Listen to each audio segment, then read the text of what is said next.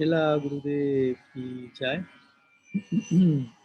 श्रीमन महाप्रभु की जय। श्री हरिनाम सिंह कीर्तन की जय। श्री नरसिंह चतुर्दशी की जय। श्री सिंह भगवान की जय। भक्त प्रहलाद महाराज की जय। गौर भक्त वृंद की जय। गौर गौर प्रमानंद हरि हरि बोल। So, good afternoon to all of you. Good evening, good morning, good night, whatever you may be. Today, with not too much anticipation, came the idea, the inspiration to share some words in the sacred, most sacred Abirbhav, appearance, manifestation of Bhagavan Nrsimhadev. So here we are in Newark, New Jersey, sharing some words, company of the Vaishnav here, the Vaishnavs here as well online. So very happy to have your association. So some words regarding today, my Guru Maharaj shared some interesting, very interesting thoughts. So in his service and the service of all the Gaudiya community, I may try to share something hopefully in complement and hopefully trying to augment those truths by their grace, not by own merit. So I pray to Nrsimha Bhagavan and all the Vaishnavas to bless me in that attempt. And of course, it's something important to be noted, and I would like to emphasize in this connection is how to approach Nrsimhadev, a figure like Nrsimhadev, which is a very unique Adbhuta Shrinkam, as Jayadev sings, very astonishing feature of the Absolute, which plays a very interesting role in the Gaudiya Sampradaya, because every Sampradaya will worship Nrsimhadev, Sri Sampradaya as well, with a particular notion, orientation, sambandha that will lead to a specific type of avideya and of course correspond with certain prayojan.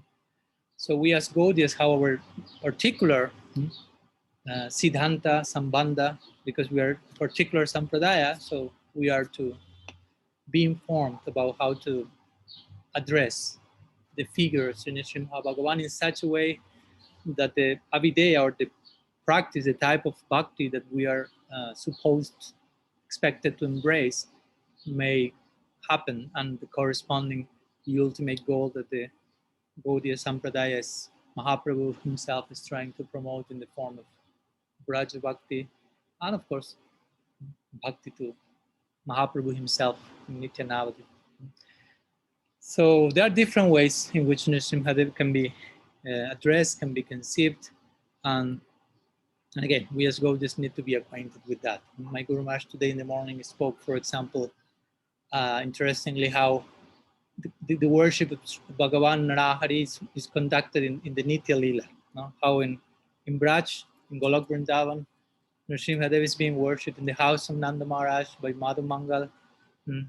How Krishna is here in the story of Nrsimhadev as a bedtime narration. So he may not have any nightmare before going to bed at night. And on the other side, we have also how Nrsimhadev is being worshipped in Nadia, in Navadvip, in Nitya Navadvip, in the house of Srivas Thakur, in the Srivas Angam. He's worshipping that. It has been shown in the Bhoma Lila of Navadvip, and also it's happening in the Nitya Lila. So, of course, one thing is how this is being conducted for the Siddhas, how the approach to Nrsimhadev takes place in the Nitya Lila, and how us as sadhakas are to approach his worship, and which is the goal. Again, we want to attain in connection to that same worship. As also my Guru Maharaj said today, that I appreciated that point. Of course, ultimately we want to hear Narasimha Lila from the lips of Nanda Maharaj in the same way as the Brajavasis will ask informally some evening to the wise cowherd king Nanda Baba, please tell us some story. Tell us the story of Nrsimhadev. So he will sit and everyone will listen. His Nrsimha Katha in Nitya Braja Lok, but and also as Mahaprabhu's eternally listening Nrsimha Lila from the lips of Gadadhar Pandit. He did that in Jagannath Puri on earth in Tauta Gopinath, but he's doing that on a daily basis in Nitya Navadvip. also.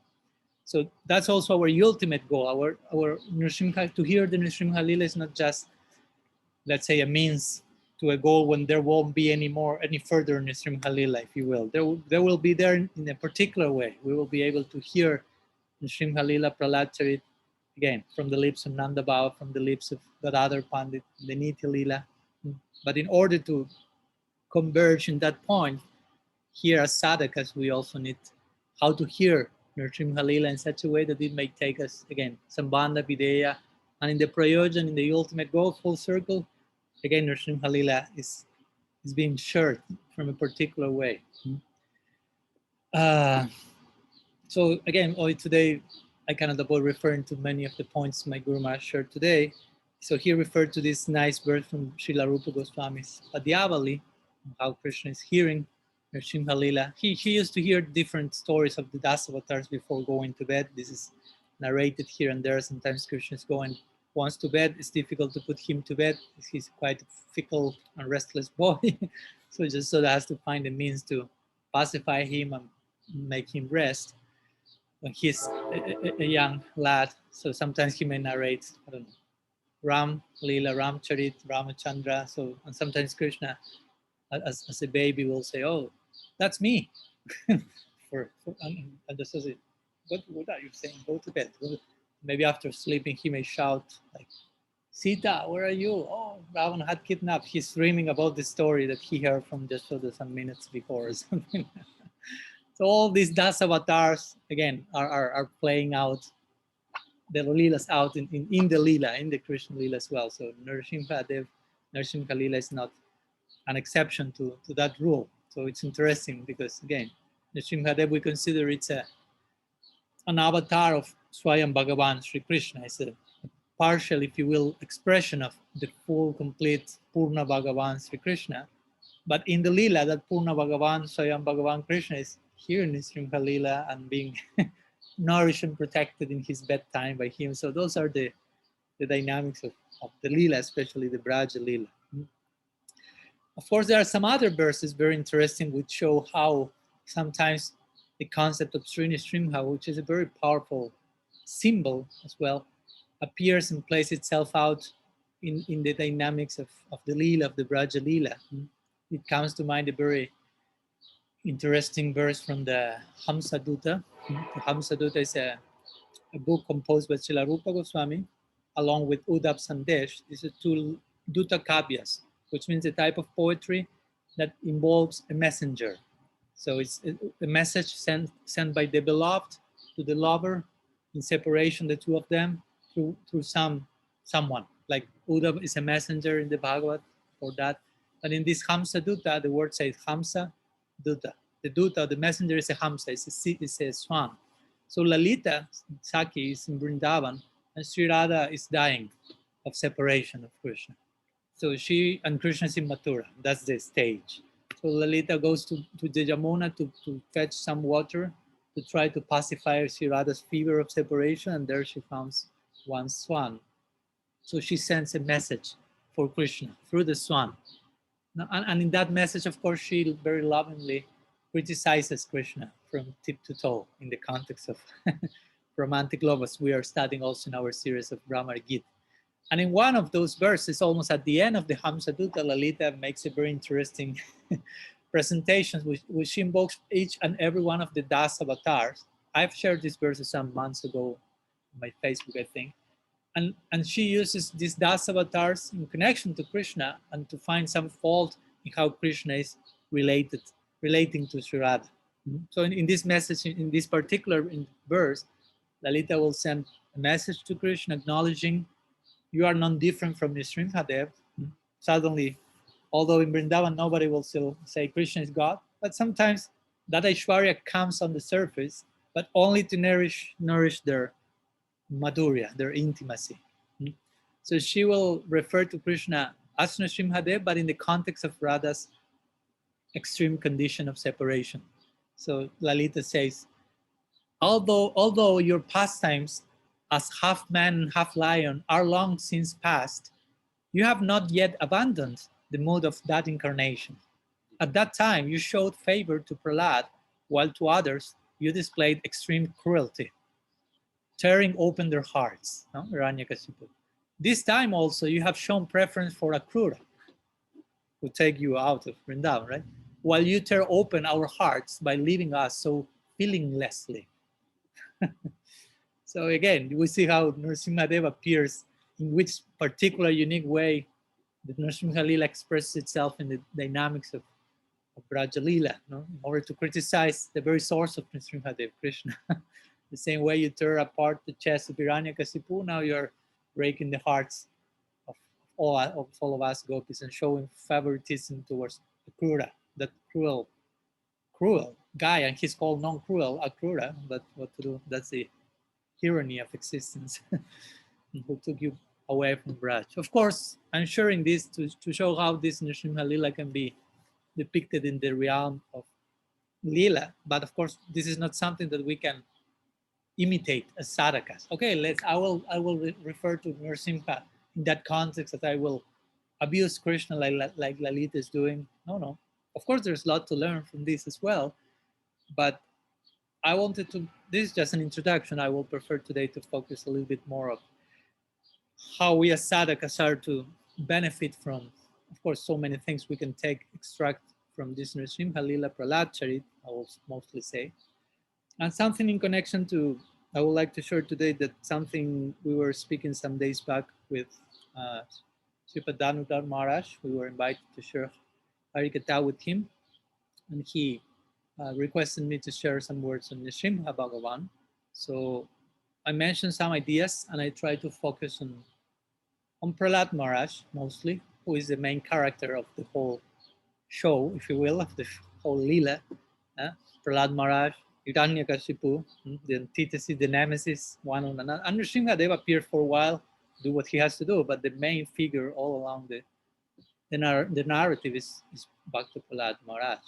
So we try to focus 2 days back on Prahlad's two qualities. Of course, there are so many qualities, but I chosen these two: selflessness and universal compassion. But I mostly spoke a little bit about selflessness and almost didn't share a word about universal compassion. So maybe today I may try to share something more about that, but also sharing some words about the first one and some other things that we mentioned that day, since most of you were not present on that occasion. But before, of course, as usual, an important point is why so much emphasis in Prahlad? No? Because we are celebrating Nrsimhadev's Avirbhav, but why Prahlad? Why Prahlad so much? It's very, very many things we can say in this regard. For example, it's very interesting. Some months ago in Costa Rica, we were studying one section of the Srimad Bhagavatam, which is called sometimes the Bhava Chatushloki. We know the famous Chatushloki of the Gita, verses 8 to 11 in 10th chapter. We know the famous Chatushloki of the Bhagavatam in 9th chapter of 2nd canto, where Bhagavan speaks to Brahma. But there's also another Chatushloki that some sadhus have termed, which are again, of course, 4 verses, but it's called Bhava Chatushloki, like 4 verses in which the bhava, or the mood, the ultimate mood of the Bhagavatam is being conveyed in those verses in Sid-like way. And those 4 verses appear, interestingly, in the section where Vritrasura is praying to Bhagavan. So Vritrasura is, of course, overtly a demon. The name itself indicates Vritra Asura, but these 4 prayers are delivering the very essence of the Bhagavatam. Of course, we have explained how Vritrasura was Chitraketu in his previous life, and he was cursed to appear as a demon, but he was actually a great personality. So my point is, this very essence of the Bhava of the Bhagavatam is delivered through a demon, in the case of Vritrasura. And this is a very strong point that the Bhagavatam wants to make regarding the independence of Bhakti. Bhakti can reach us in whatever form she likes, even in a demon-like, couched in an asura-like vehicle. If we are sincere, welcome. If we are not sincere, can leave, can feel not pleased with us. So again, another story of a so-called demon that is millions of times dearer to Krishna than all the devas put together is Prahlad Maharaj, so-called demon. Of course, he was born from the greatest demon on earth, but he was the greatest devotee. So again, Prahlad is a very important point here. Overtly, it seems he's an asura, but he's delivering the very essence of the Bhagavatam in many ways, as we will see. So he's called Prahlad. So Prahlad, it's interesting. The very word is, the etymology of his name is very interesting. Prahlada. When we sing Narasingha Stotram, we say, no, Prahlad Hala Dadhaine. So Prahlad Hala. Lada comes from Ladini. No? Lada, Ladini means like bliss, pleasure. So Prahlad. Pra means special. Like sometimes Prakeshta Ladini, sometimes they say Prakeshta Ladini Ashrita. He who has taken deep shelter in the Ladini Shakti. He's who is especially like engrossed in that pleasure potency that is one of the three components of bhakti, Sandini, Sambit, Ladini. So you can imagine that his very name, Prahlad. I don't know if, who put the name. I don't think Hiranyakashipu, but maybe he's Prahlad's mother, Kayadu, who knows. But the point is, Prahlad, the very name indicates someone who is totally covered by bhakti. As we mentioned the other day, Prahlad is generally depicted as a Nitya Siddha, so, but acting as a sadhana Siddha, because in the Purana, Narasingha Purana, and so on, we hear about Prahlad's previous life and the background story to his mother's pregnancy. And, well, long story, I won't go in that direction today. So many nice things to mention also, for sure. But also Vishwanath Chakravarti Thakur says similarly, like Narad Muni, he shows the way apparently as a sadhana siddha, but actually he's nitya siddha. He's eternally perfect, but he has some lifetime playing out.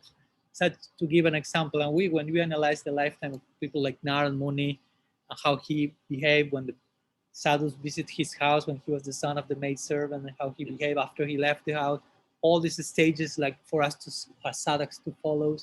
And Prahlad Maharaj is so much an exemplar, of course, of many of the things as well. So again, Prahlad is the main character. We said the other day, actually, if Nrsimha Bhagavan manifests in the context of this lila we are celebrating today, is mainly because of the bhakti of Prahlad.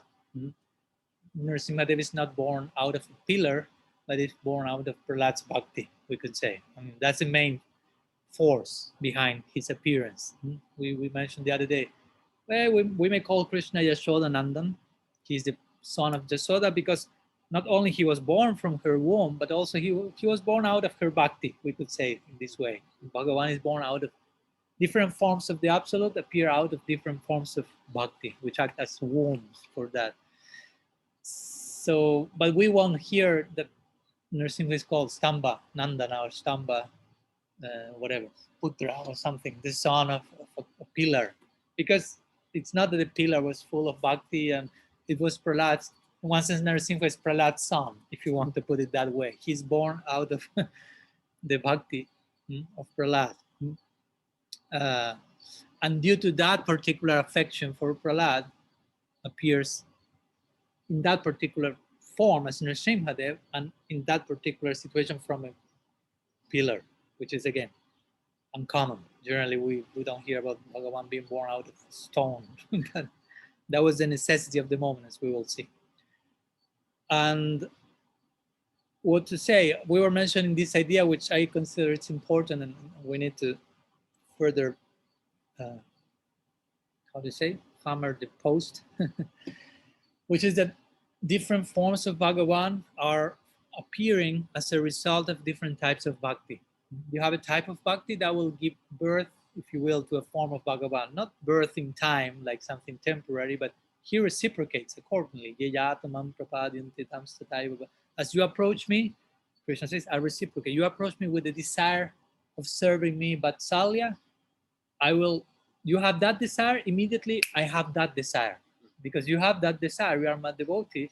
With that desire, and he's Bhakta Bhaktiman. Bhagavan is the devotee of his devotee. So my devotee has this desire, immediately it means I have this desire that corresponds with the desire of my devotee. So Yashoda wants to love me in Vatsalya, immediately that creates in me a desire to love her in Vatsalya as well. As a son, and she's a mother. That's how the psychology of Bhagavan works. And it's, of course, it's not only a desire, like an abstract emotion, but he takes a particular form and a particular form. So in that sense, sometimes we have said how the different forms of Bhagavan are carved out of the affection of each devotee. You have some Hanuman with Ram Bhakti, Dasya for Ramachandra. That particular type of bhakti corresponds with an object. So that object is Sri Ram. So the gopis have romantic love for Krishna in a particular way. He has to appear in a particular way. Similarly, when we, I don't know, if you are with your grandmother, you take the form of a grandson, if you will. I mean, somehow or other you enter into that mood. But here we are speaking about spiritual bodies, spiritual identities, and pure spiritual emotions. So that has the potential even to create different forms and presentations. There is one nice verse in the Srimad Bhagavatam that actually I have been learning these last days. So, and it's really very much connected to what we are speaking today here. So I would like to share that with your permission. It's a verse found in the 3rd canto, 9th chapter, 11th verse. Brahma is praying to Bhagavan Krishna. So he says, Tvam bhakti yoga paribhavita hritsaroja asya srutakshita pato nanunata pumsham yat jatiyata urugaya vibhavayanti tattavapu pranayase sadanugrahaya. So it's a very nice verse. And Brahma is saying to Sri Hari, oh, Bhagavan, your devotees can see through the years of the process of proper Shravan. That's a very nice point. Your devotees see through the years. By hearing, by Shravan, they acquire proper vision. And thus their hearts become cleansed and you take your seat in their hearts. And then comes the main point that I want to mention. Brahma says, oh, you are so merciful to your devotee that you manifest yourself in the particular eternal form of transcendence in which they always think of you. So yad diya vibhavayanti. In whatever way they engage in meditation, tattva vapu. Vapu means a form. That form, pranayase, out of pranaya, out of affection, we appear in that form. Now, of course, there comes this point. One may say, so that means that I may think, I may imagine my own, I may create my own Istadev out of my imagination, and Krishna has to appear like whatever, whatever form I want. No. And that's why this verse is saying, Srutakshita Pata. Srutakshita Pata means, as we mentioned, by the process of bona fide hearing, which means whatever form a devotee is meditating on, it has to be in the context of what Shruti is revealing. It's not any form, but there are certain parameters to how Bhagavan expresses himself in the context of different types of bhakti. So according to all these different forms that are to be according to revelation, and there are so many of them, but there is some context. Again, it's not that I imagine Bhagavan to be, I don't know, a rock and roll star, and he has to reciprocate with that, because that's my conditioned projection. So we are speaking about what the Shastra, the perfect revelation, is showing. These are the menu, the options. And as much as one engages in meditation and worship of that form, he reciprocates accordingly. So, but interestingly, my point is, okay, so one may say, okay, so Bhagavan Srimadev is a unique form, as we say at Buddha, form that reciprocates with Prahlad's bhakti, but we will say no, because actually Prahlad was not worshipping Nrsimhadev. His Istadev is Krishna. Of course, he has Santa Bhakti, and he's more considered not so much a Braja Bhakta, but a Vaidhi Bhakta. But his Istadev is Bhagavan Sri Krishna, as with every single, as you can see, all of the main characters along the Bhagavatam, their Istadev is Bhagavan Sri Krishna. Sukadev, Parikshit, Sutta Goswami, Sonaka Rishi, Brahma, Narada, Vidura, Yudhishthir, etc. So Prahlad is not exception to that. Of course, there may be other personalities like Hanuman or others with other Istadev, but mostly the Bhagavatam wants to convey this Krishna Bhakti, ultimately Braja Bhakti in this 10th canto. So Prahlad's Istadev is Krishna. not Nrsimha. So if we follow this logic of this verse, why didn't Krishna appear and Nrsimha appear instead?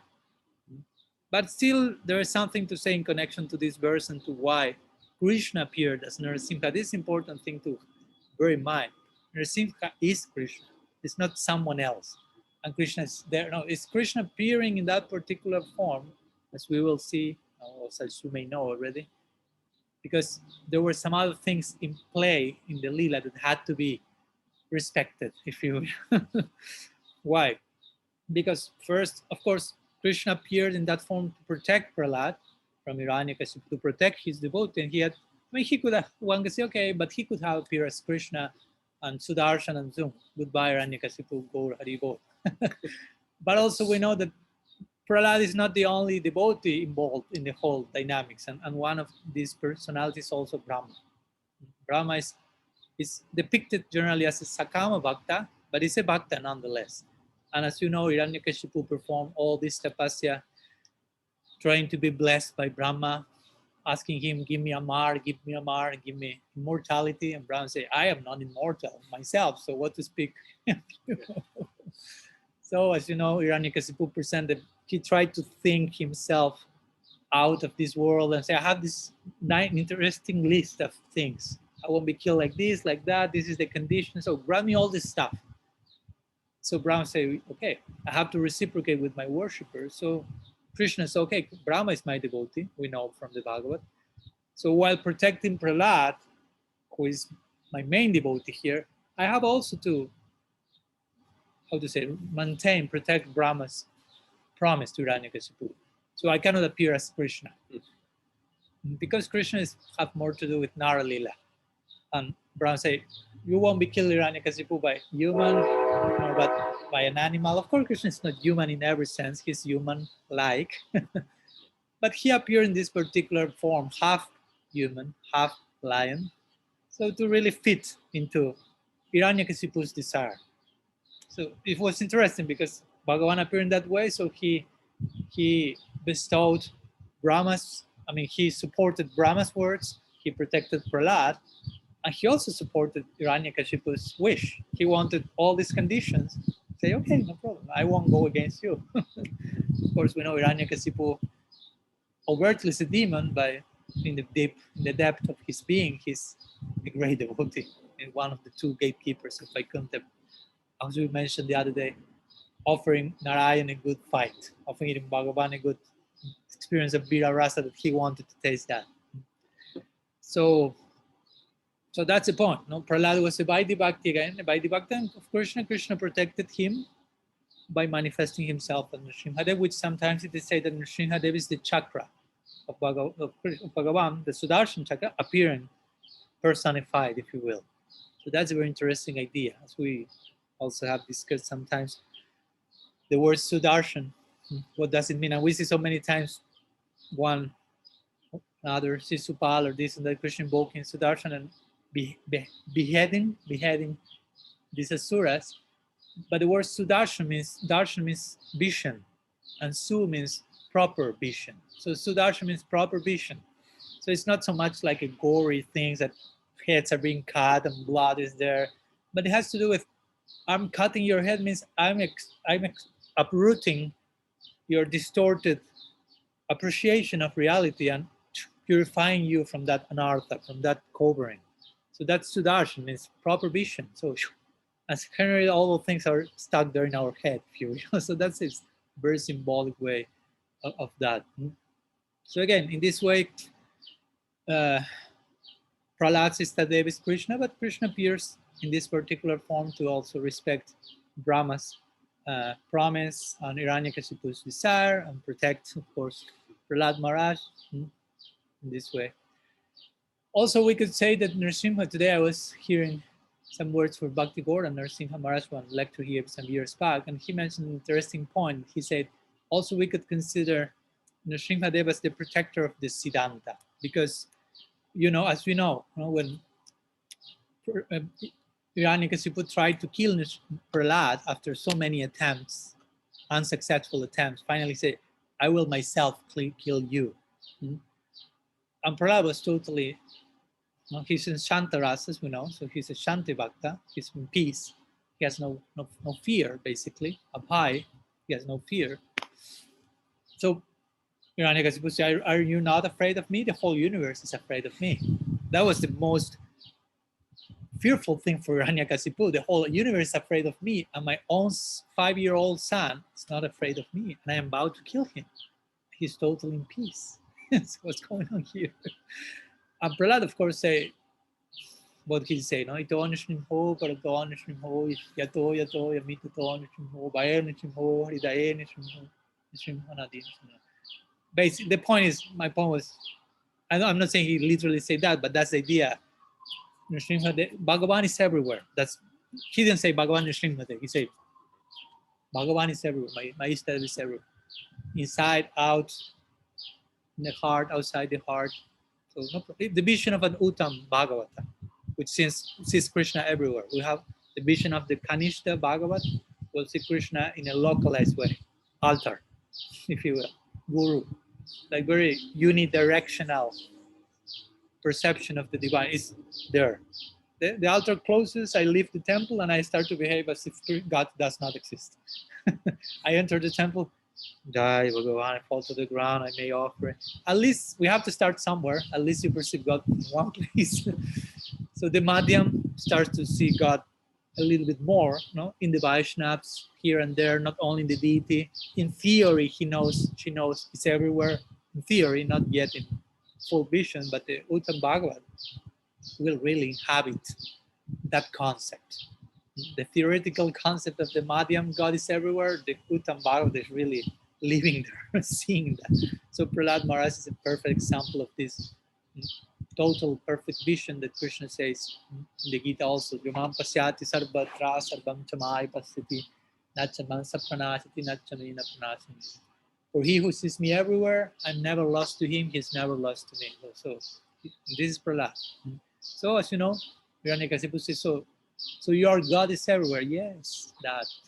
Even in that pillar, everywhere. Where he's not, Prahlad say, where is your God? Hiranyakasipu will ask. And Prahlad say, where he's not. Srila Sridhar Maharaj once he said, materialistic people think they doubt about the existence of consciousness because they perceive matter everywhere. We, he says, spiritualists, we doubt about the existence of matter. Like implying we see consciousness everywhere. As you progress, consciousness will come more and more to the front and matter will retire. And only spirit will prevail. So this was a vision, subjective vision of Prahlad. And of course, again, Hiranyakasipu is a perfect model of atheistic mentality. I do not believe, I do not see, this is not. So the point is, the Siddhanta for us is God is everywhere. The ultimate vision of the Uttam is God is everywhere in every atom in one form or another. You could say when the Shirodakasa vision is pervading every single atom and every heart for sure. So the Siddhanta is God is everywhere. So Hiranyakasipu was challenging the Siddhanta. God is nowhere. So in order to protect the Siddhanta that God is everywhere, Narasingha appeared from the pillar to confirm, here I am also, to confirm Prahlad's vision, which is of course a Siddhantic one. So in that sense, we could say Narasingha is protector of the Siddhanta. Like he comes to confirm the vision of my pure devotee, that's correct. So some introductory ideas on Prahlad before going to these two main points that I want to share today that we spoke a little bit the other day. These two important qualities of Prahlad Maharaj, selflessness and universal compassion, that I think they are very desirable. They should be at least very desirable for us as sadhaka. So the other day we spoke a little bit of selflessness. And as we also mentioned the other day, and it's never enough to retell, although this Prahlad Charit or Nrsimha Lila may not represent, objectively speaking, the zenith of the rasa experience, that the ultimate reach of the Gaudiya Sampradaya in terms of bhava and so on, at the same time, it's actually representing the very foundational cornerstone, you say in English, of our Raga Marga temple. We want to construct a temple of pure, spontaneous, passionate love for Krishna and Braj. The foundation has to be there. And the foundation is selfless bhakti, let's say, what Rupa Goswami describes when he gives the official definition of our type of devotion. Anyavilasita sunyam, he says, yan karmadhyana vritam. So he begins saying, Anyavilasita sunyam. Your bhakti should be devoid, sunyam, empty of anya abhilasita. Abhilas means desire, and anya means separate desire. All types of separate desire should be uprooted from the heart. At least in theory, you should know this is the ideal I want to embrace. Maybe in practice still there is some selfishness, but the conceptual orientation should be in terms of selflessness. No? So Prahlad represents this idea of I don't want anything in exchange of my bhakti. I want bhakti for bhakti's sake. And that's the very foundation of bhakti, Shanta Rasa, Shanta Bhakti. On top of that, we have Dasya, Sakya, Vatsalya, Madhurya, and so on. But this Shanta Bhakti, which means peacefulness, how are you become peaceful? By freeing yourself from selfish desire, basically. By freeing yourself from separate interest. I do my seva, but I want something apart from that for me, not disconnected from the seva. I do the seva for something else. That still creates some anxiety in the heart. And of course, Hiranyakasipu was the very personification of selfishness, and Prahlad was the very personification of selflessness. Such a contrast, living at home together.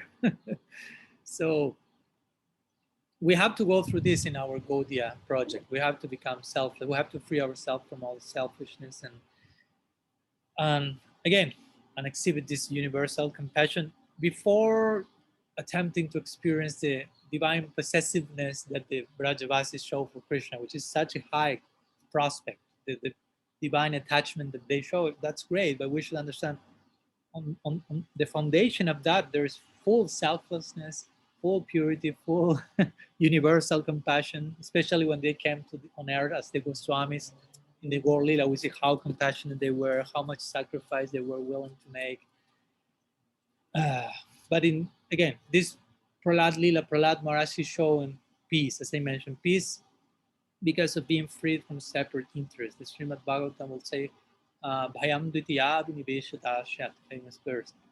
Fear is born due to absorption in duality. Duality will be Dvitiya, separate interest. There's something else apart from the one goal I should have. And because of two interests, and two or more for sure, bhayam, fear comes. Because of the absorption in duality, non-reality. So and you can be in peace when there is no fear, but you can have no fear abhay when you have no selfish desire. And we see Hiranyakasipu is the opposite of that, and he was so full of fear, so full of anxiety at every single moment. And Prahlad represents this idea, giving everything without expecting anything, giving everything without expecting anything in return. We have this famous moment when after Hiranyakasipu is being killed, as my Guru Maharaj said today in the morning, Narasingha insisted, ask for a blessing. I'm Bhagavan, I'm famous for blessing everyone. Every single day, I have so many requests, bless me, give me this, give me that. I'm accustomed to give blessings. No, it's my job as God. God is expected to bless everyone in this world, everyone thinking those terms mostly. So ask something from me. As we know, Prahlad said, oh, thank you. Did you see me face of a Vaisya? No? Like I want to make merchant, you say? Do you feel that I am a merchant because I want to make business with you? I worship you, and now I ask something in return? No, Prahlad say, I'm not that person. I'm not serving you. So now I want the blessing. The blessing is allow me to continue doing that. But as you know, Nrsimhadev insisted, something. And of course, Prahlad say, okay, protect me that no selfish desires comes to my heart. So interestingly, he said, I don't want nothing. So, but ask for a blessing. Okay, the blessing is protect me so I may keep saying the same thing. I don't want nothing. Yeah. He didn't ask for something separate of what he was saying. I'm blessed my Father, I'm blessed everywhere, as we all say, universal compassion, but selflessness. So this is an important point. Once this idea came suddenly, that actually we are not serving in order to feel something. as a result of that service. We are trying to feel something in order to serve. So that's our goal, because we can orient our movements on the opposite side. I want to serve, and I'm attached to some extra result. I want some experience or emotion or vision or concrete result or fame, position, knowledge, followers, or ecstasy, whatever. But in the higher realm, Prahlad himself is showing that he's not wanting anything from it. He feels, I'm already in the goal, if you will. I'm serving. I want to keep serving. So what if we want to feel something? Will be, I want to feel something so I can serve. No, I want to serve so I can feel something. I want to feel, to inspire myself in the proper way so I can surrender and fully dedicate myself into eternal life of service. Sometimes I've seen devotees, of course, and Narasingha sometimes comes in that context. Devotees praying to Narasingha, protect me from this sickness or protect me from any accident while before starting a journey. I'm not condemning that. I'm just analyzing some other nuanced approaches to Narasingha. Protection from this, protection from demons, from spirits, and from influences, or from enemies of whatever. So, but we know, okay, there's place for that in certain stage. But ideally, again, as we mentioned, our conception and approach to Narasingha should be not so much protect me from someone else or something else, protect me from myself. Protect me from all my anarthas. Protect me from Hiranyakashipu, who is me, actually. If you will. Hiranyakashipu personifies Hiranyakashipu, gold, soft bed. That means Hiranyakashipu. It means attachment for, lava, puja, pratishtha, name, fame, gain, all the things that actually deal in my heart. So actually Hiranyakashipu is, I'm closer to Hiranyakashipu than to Prahlad, unfortunately. So Bhagavan, I won't pray as as Prahlad. I will pray, I'm more closer to Hiranyakashipu, so protect me from that Hiranyakashipu-like side and get me closer to the Prahlad side by your grace. So do not protect me from external danger. It might actually help me to stop seeing external enemies. Help me to transcend that vision that blaming someone else outside is to be blamed for what I am experiencing. There is no enemy outside. It's all inside. So protect me from that. And again, in the beginning, we may go to Narasingha some urgency, and we may go to some other manifestation of divinity. We may even go sometimes to devas. That's not the idea, but but as our faith matures and becomes what we may call ekanishta, or fixed in one specific direction, we will take exclusive shelter in our Istadev, Sri Bhagavan, Sri Krishna, Mahaprabhu.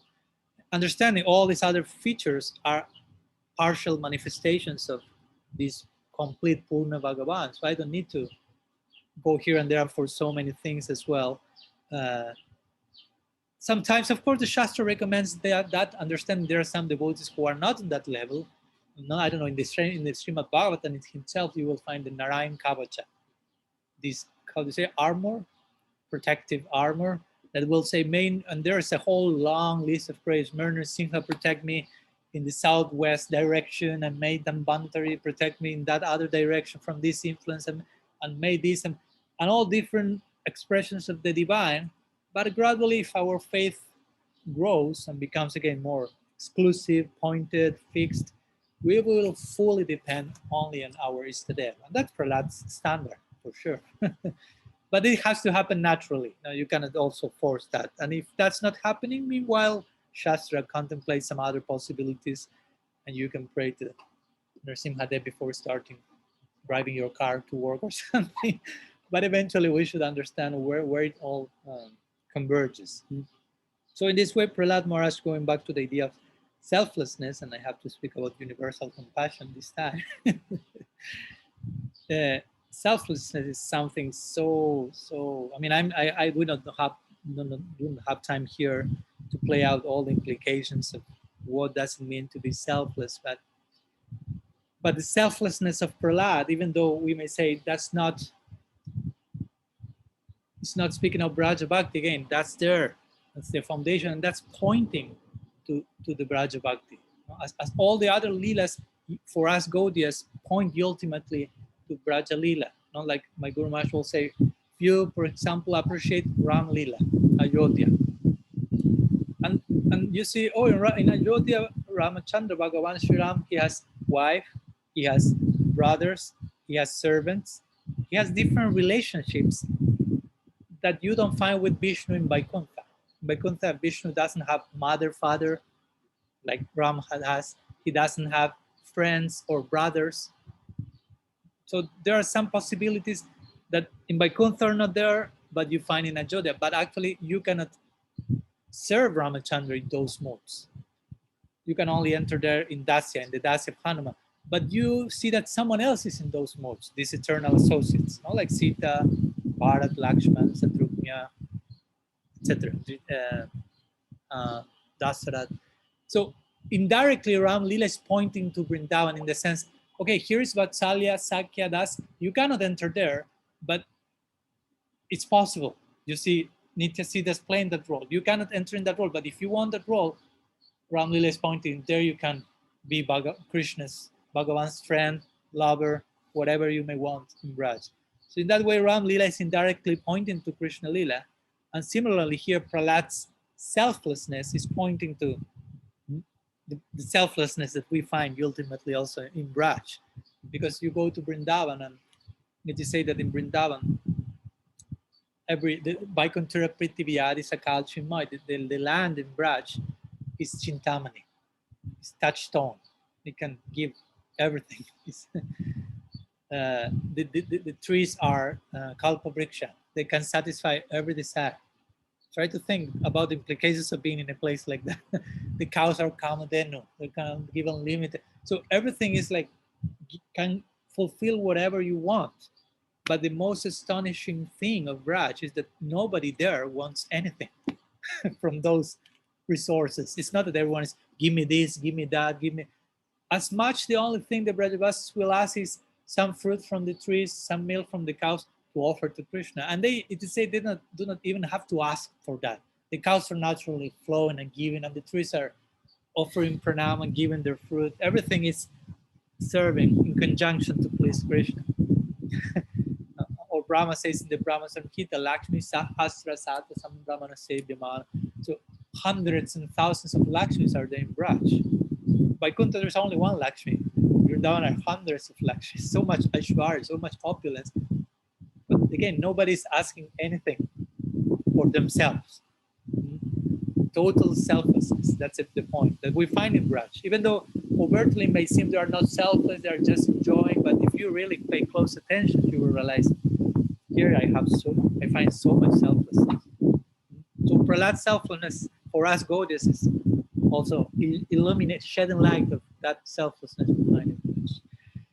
So let's go to universal compassion, which is something that goes hand by hand, of course, with selflessness. Because I mean, if you are not selfless, you cannot be too compassionate. If you're a totally selfish guy, I mean, Hiranyakashipu didn't have universal compassion. He was actually threatening for universal destruction due to so much selfishness. That's the point. When selfishness becomes too concentrated, it becomes a threat to the whole planet. So you can conclude the opposite by thinking like, okay, as selfless as you are, the more you can relieve whatever threat may be there. So there is universal compassion. It's very nice how Prahlad shows compassion, because he shows extreme compassion in extremely difficult situations he was facing. And in that context, he has been compared sometimes with Haridas Thakur in the Gaur Lila. Although Haridas Thakur is known to be Brahma, he's called Brahma Haridas sometimes, but also sometimes he's connected to Prahlad, not necessarily because he is Prahlad, but because some aspect of his life really resembled Prahlad, because going through so many obstacles, being chastised, as we know, in 20 more and more markets, being beaten, and at one point these people that were supposed to kill Haridas Thakur, after killing all these markets, all the bruises or wounds mystically were disappearing from the body of Haridas. So these people were desperate by thinking, if we cannot kill him, we will be killed.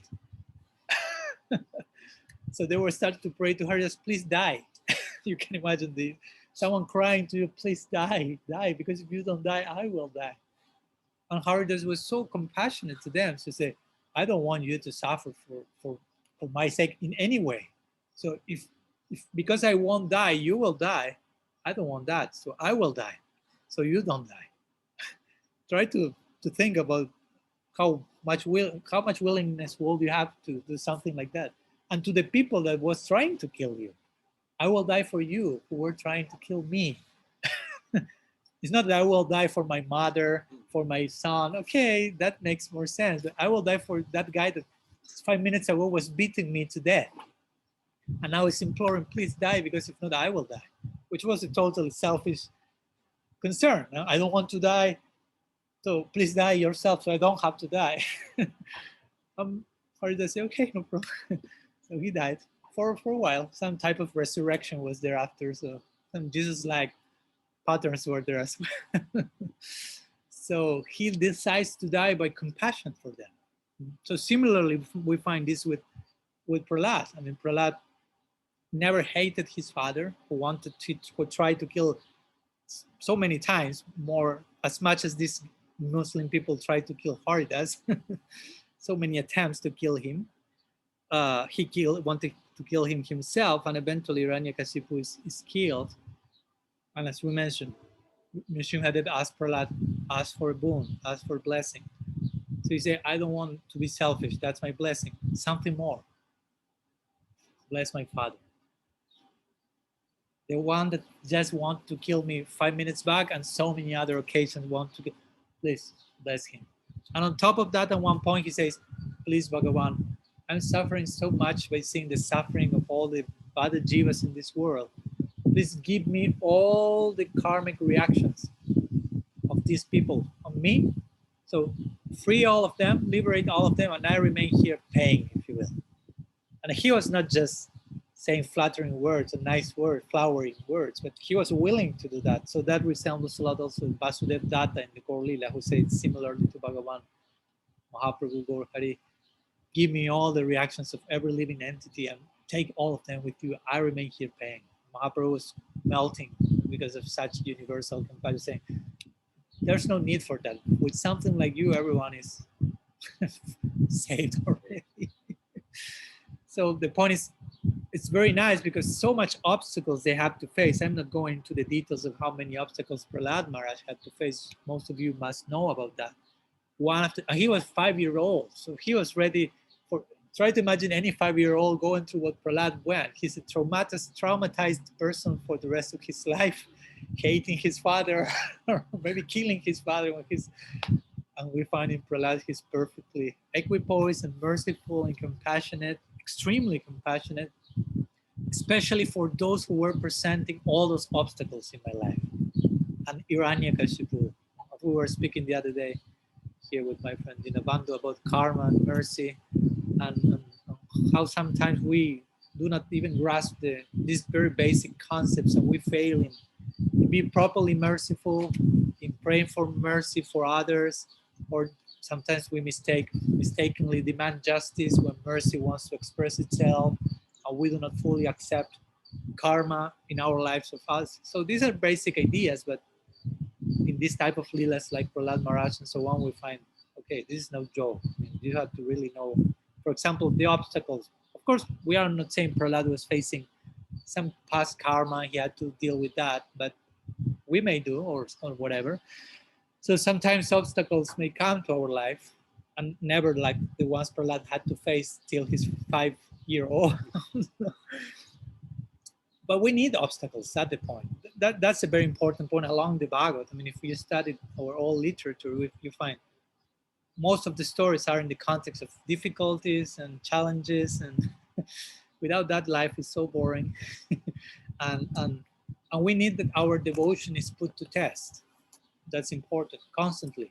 Not because Krishna is not trusting in us, but we need to see where we are standing. And if we ourselves, we do not receive some test, we may not have a clear picture where I am actually.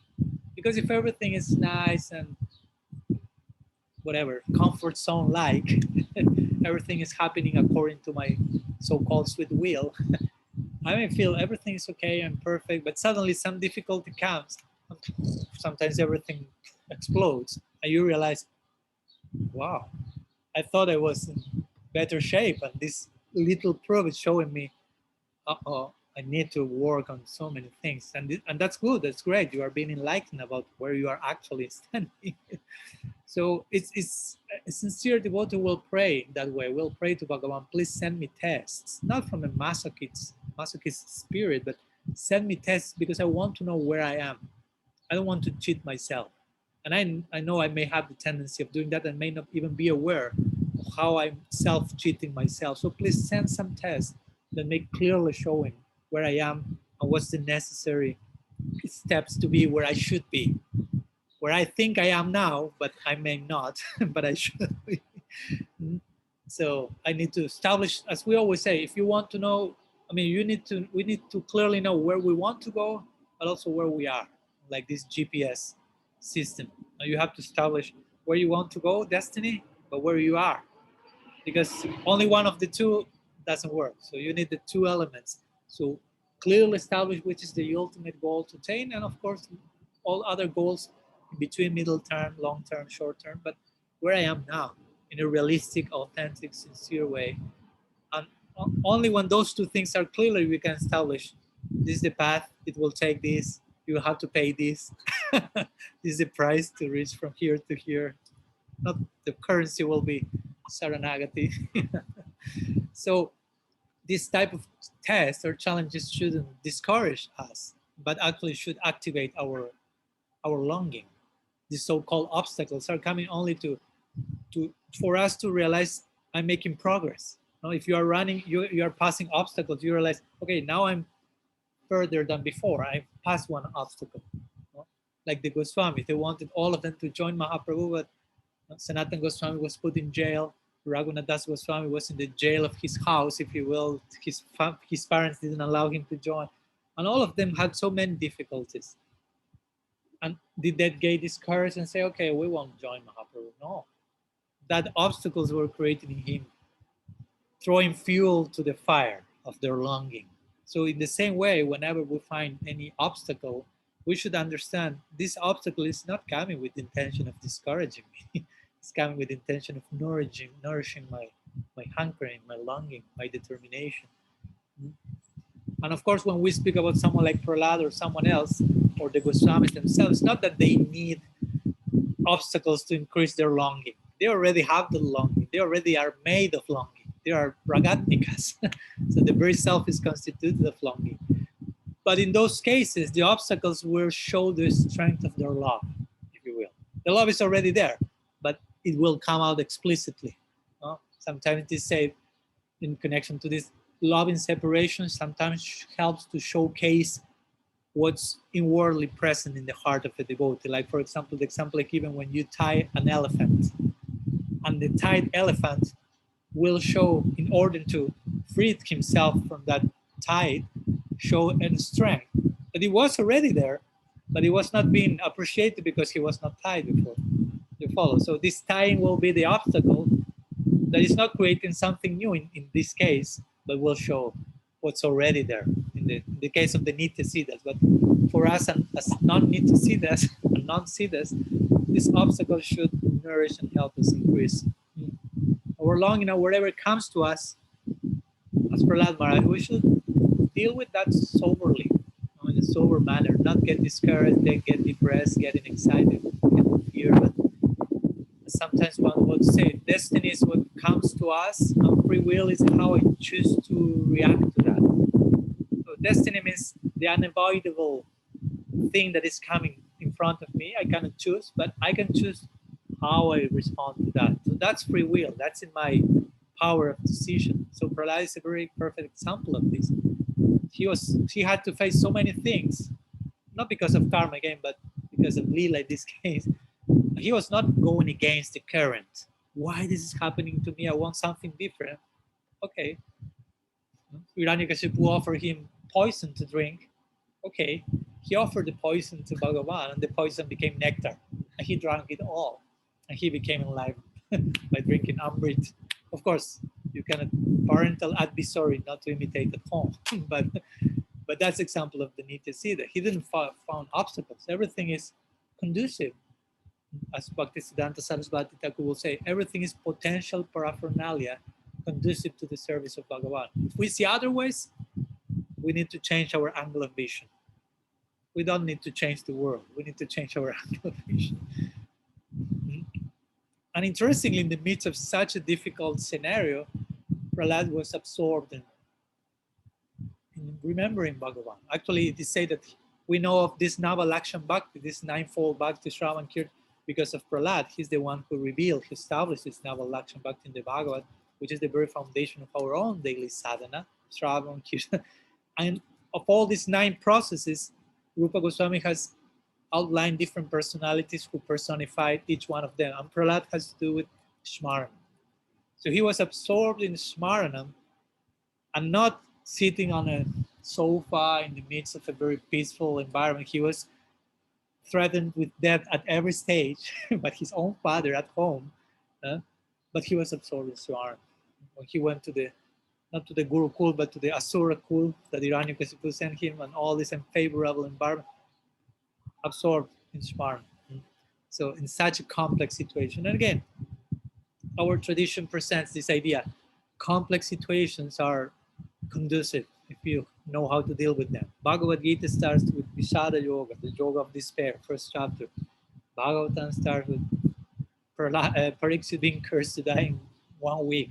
Complex situation. So similar, so many of these things. So it's important that difficult situations are there to absorb our minds further, but in the proper direction. Taking shelter, that's the point. Taking shelter. So Prahlad is just like very personification of this. So all this in the context again of this idea of his universal compassion. In the midst of all that, universal compassion for everyone, each and everyone. So we need to be properly situated. And whenever we engage in prachar, that should be having someone like Prahlad in mind. I want this, hopefully I'm doing this because of universal compassion, or at least the desire for that. Not because I want to see the whole world converted to Gaudiya Vaishnavism, because that's the only way I will be convinced that I'm in the right place. Everyone else is chanting Hare Krishna, so I must be doing the right thing, I think so. So on that basis, you might try to impose sometimes and force your weak faith on others, just as a way of they are confirming your own lack of faith. And that's not compassion. That's not prachar. So we should approach that ideally with compassion heart. So some words we want to share today on the occasion of the Srimad Caturdasi about Srimad Bhagavan, Prahlad Maharaj. Of course, on top of Prahlad Maharaj, as we said the other day, we could also dedicate the whole section to the glories of Hiranyakashipu, as we know. I won't enter into that because it's too much, but he's one of the 2 gatekeepers in Vaikuntha, and the whole Leela is because he was willing to give Bhagavan a weird experience of Viraras. And as we say, Narasingha Dev, he was taking up the intestines of Hiranyakasipu. That represents on one level, there are so many layers of meaning for each Leela in the Bhagavad. But at one level, he was taking off all the anarthas. And Narasingha Dev is the enemy of the anarthas. But on another deeper level, he was garlanding himself with the very guts and essence of his devotee. Because again, Hiranyakasipu ultimately is his devotee. So Bhagavan is garlanding, like ornamenting himself with the remnants of his devotee. He was a facilitator for the Leela to happen. But again, that's for another session to enter into detail. But Hiranyakasipu has an important role. Indeed, strictly speaking, and with this I'm finishing, actually today we could say that's more than celebrating Nrsimhadev's appearance, we are actually celebrating not the Avirbhava of Nrsimhadev, but the Tirobhava of Hiranyakasipu. Why? Because what we celebrate, and generally the devotees fast until dusk, because to commemorate the moment. Which moment? When Nrsimhadev appeared? No, to commemorate the moment where Hiranyakasipu was killed. And of course we may say, well, that was almost the same moment. No, we know that there was some nice fight, because remember, the whole Leela is because Bhagavan wants to have a good fight. So the fight won't last for 2 seconds. They will have a good fight. And the Bhagavatam described, they had a good fight. No? And when Narasingha was fighting with Hiranyakasipu and looking the clock, saying, okay, still day, still not dusk, still not day, not night, as to keep with the promise of Brahma. So they fight for a good moment. So at that point, Narasingha had already appeared. And when the dusk came, that's when Hiranyakasipu was killed. So actually what we are commemorating today is the Tirobhava of Hiranyakasipu. Of course, Narasingha's appearance came earlier, but a good fight was in between that. So Hiranyakasipu ki jai. And just to connect with tomorrow, since tomorrow we will have some meeting, and hopefully we can do some streaming. Let's see if we have connection. We will be sharing the news tomorrow. But tomorrow there is the Abirbhav, the celebration of Sri Sri Radha Ramanji. I will say the most important deity of all Vrindavan. And there's a very intimate connection. I won't enter into the details today between Prahlad Maharaj and this Narasingha Lila and we will be celebrating tomorrow, because Radha Raman, as we know it today, this famous deity, appeared out of a Shalagram Shila, a Damodar Shila that Gopal Bhatta Goswami was worshipping. And the day before Radha Raman self-manifested, is a self-manifest deity from a Shalagram. The day before was Narasingha Caturdasi, was a day like today. And Gopal Bhatta Goswami, who was not a devotee of Narasimha Dev, as we know who he was absorbed in meditating about Narasingha Lila and the bhakti of Prahlad, and absorbed in appreciating his bhakti. And he fell asleep while appreciating that. And when he awoke the next day, it is said that one of those 12 Shilas took the form of Radha Raman. So in one sense, we could say that Gopal Bhatta Goswami's appreciation of Prahlad Bhakti in the context of Gopal Bhatta being a Gaudiya Vaishnava gave us a result, Radha Raman, which represents Radha and Krishna combined. We could say which represents Mahaprabhu for that matter. We'll speak about that tomorrow. So my point is, by us as sadhakas properly approaching this Narasingha Lila, Prahlad's Bhakti, in the context of our Gaudiya aspiration, there's no problem, no conflict there. It can actually nourish for us to have Radha Raman, if you will, or Radha Krishna, Mahaprabhu be born in our hearts. Because ultimately the deity is to be installed in the throne of our hearts. So tomorrow we will speak in further detail about some of the implications and background of the appearance of Sri Sri Radha Raman in connection to the Sri Bhagavan. But that's for tomorrow. So maybe we have some minutes. So if anyone has any question that you may like to present, I will give you permission to activate your voice via Zoom, or you can send a written message through Zoom or to Facebook. So are there any questions?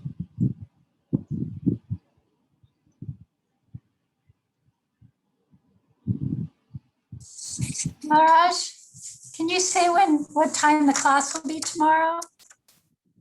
At which time will the class be tomorrow? At which time we say? I mean, The program starts at 6. yeah, at 6 so the program is announced, but I will say that we will have some kirtan before. So let's say 6:30. Yeah. Okay. So Okay. 6:30, and do you think that there is Wi-Fi there? Okay, so for sure we are confirming now officially.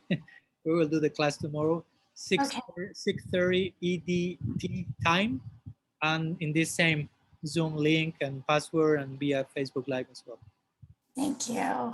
Thank you for the beautiful class. Oh, thank you to all of you. So, any other question? The technical ones or whatever?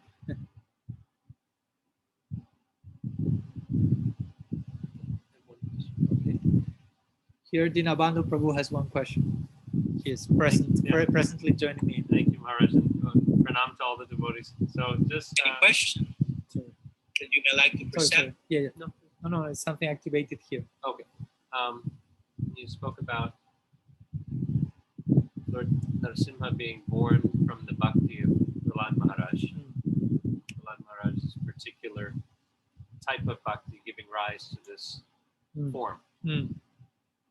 So what that made me think about, and I was just wondering if maybe you could clarify the relationship here, is I was thinking of Sri Advaita Acharya and his his petition for Sri Chaitanya Mahaprabhu to appear.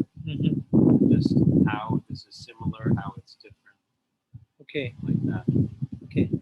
So for those who did not hear that much because maybe of wind, Dinabandhu here was asking if there will be some connection between Prahlad's bhakti and the form that Bhagavan took when appearing to him, and Advaita Acharya's prayer for Mahaprabhu to descend. Today my Guru Maharaj mentioned a little bit about that. Of course, as we mentioned, it's not that Prahlad Maharaj was expecting Nrsimhadev to appear, if you will. He was not a worshipper of that particular.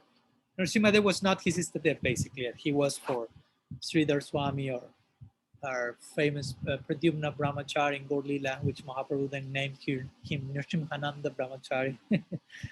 So this is one difference, because again, Prahlad was not expecting Nrsimhadev to appear. He was not worried, but Krishna appeared in that form in order to conform with Brahma's promise, Hiranyakashipu's wish, and so on.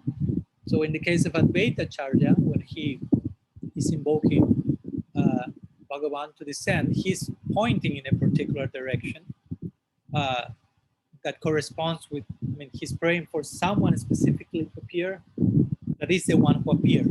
And as we know, what Advaita Acharya did, and that's a very nice connection, because Advaita Acharya is also a very epitome of universal compassion. It is described in Shastra that he was glancing at the condition of the souls in Kali Yuga, and he was like overwhelmed by compassion, and he realized this is the moment for the Yuga avatar to descend.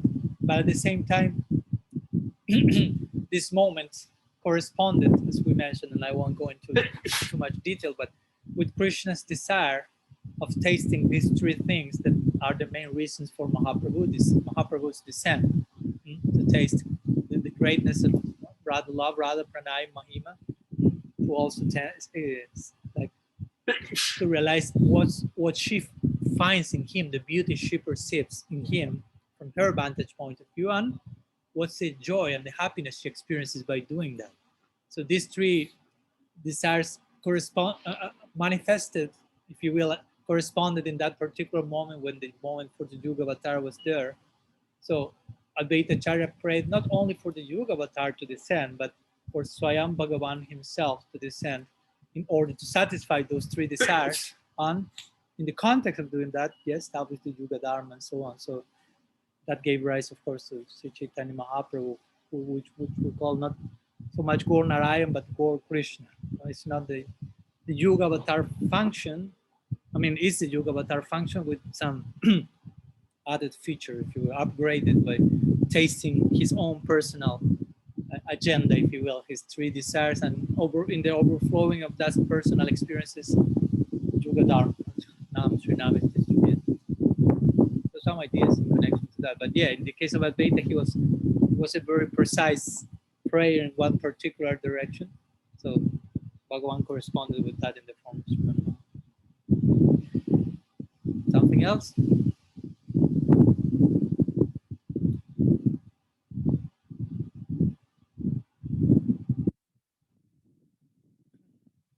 Okay, so I think we will leave here. Sriman Mahaprabhu ki jai, Srila Gurudev ki jai, Sri Harinam Sankirtan ki jai, Sri Nrsimha Bhagavan ki jai, Bhakta Prahlad Maharaj ki jai, Sri Nrsimha Caturdasi ki jai, Sri Radha Raman ki jai, Gaur Bhakta Vrinda ki jai, Gaur Pramananda Hari Hari Hari. Vancha kalpatarubhyascha kripa sindhubhyev cha patitanam pavanebhyo vaishnavebhyo namo namaha. Ananta koti vaishnava vrinda ki jai. Gaura Gaura Hari.